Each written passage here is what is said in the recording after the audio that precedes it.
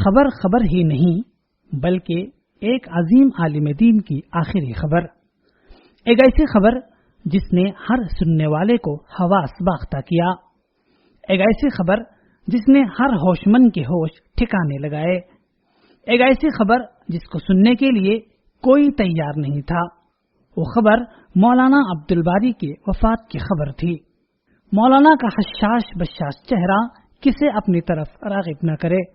ان کی شخصیت میں وہ کشش تھی جس کی مثال دور دور تک نہیں ملے گی، ایسی شخصیت جس کے چرچے پورے ہندوستان میں تھے، ایسے خطیب جن کے ناصحانہ مواعظ دیر تک یاد رکھے جائیں گے۔ علماء کی سرزمین بھٹکل میں موجود سینکڑوں علماء برادری کے قائد خطیب قوم حضرت مولانا عبدالباری ندوی ہم سب کو داغ مفارقت دے گئے۔ 54 سال کی عمر میں مولانا نے اپنی تمام تر مصروفیات کے ساتھ علمی، دعوتی اور اصلاحی میدان میں جو کارنامے انجام دیے ہیں وہ تاریخ کے باب کا ایک حصہ بن گئے ہیں۔ مولانا کے انتقال سے جہاں جامع مسجد بھٹکل کے محراب و منبر سے گونجنے والی دلسوز اور دلگداز آواز خاموش ہو گئی ہے، وہیں اہل بھٹکل کا ہر فرد غم و اندوہ کی تصویر بنا ہوا ہے۔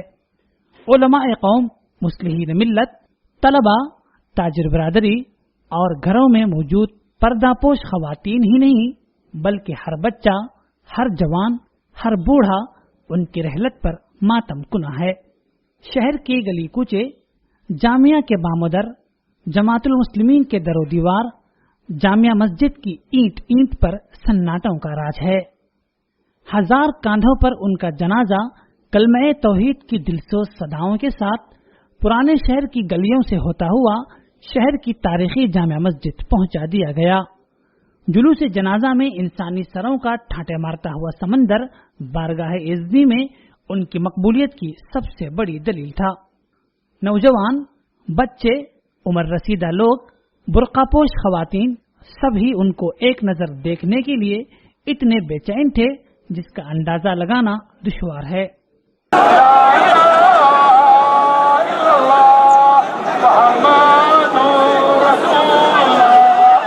ہزاروں کی تعداد میں پھیلے ہوئے ان کے شاگردوں کا حال تو برا تھا ہی، ساتھ ہی ان کے دروس سن کر متاثر ہونے والے اور ان کے مواعظ سے عبرت لینے والے بھی دکھی تھے۔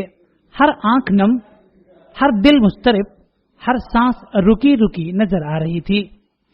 بھٹکل کی سرزمین نے ایسا جنازہ پہلی بار دیکھا اور شاید آگے انہیں کبھی دیکھنا میسر نہ ہو۔ صبح 11 بجے نماز جنازہ میں ہزاروں فرزندان توحید نے ان کی مغفرت کی دعا کی۔ مولانا کے آخری سفر کا یہ منظر کتنا رلانے والا تھا یہ تو ہر آنکھ نے دیکھا۔ بوجھل قدموں سے مسافر آخرت کا یہ کارواں 11:30 بجے مولانا کی آخری آرام گاہ تک پہنچا، جہاں زندگی کا یہ تھکا ہارا مسافر جنت کے باغوں میں ہمیشہ کے لیے پاؤں پہلا کر سو گیا۔ دنیا کے مسافر منزل تیری خبر ہے، منزل تیری خبر ہے، منزل تیری خبر ہے۔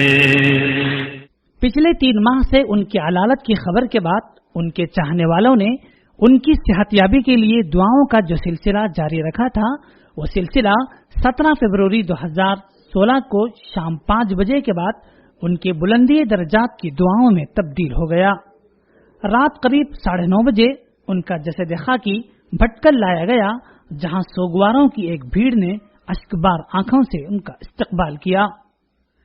3 دہائیوں تک قرآن مجید کی روشنی عام کرنے والے اس عاشق قرآن کا جنازہ 18 فروری 2016 کو صبح 10 بجے آخری آرام گاہ کی طرف لے جایا گیا، جہاں صبح کے 11:30 بجے ان کے چاہنے والوں کی نمناک آنکھوں نے ہمیشہ کے لیے انہیں وداع کیا۔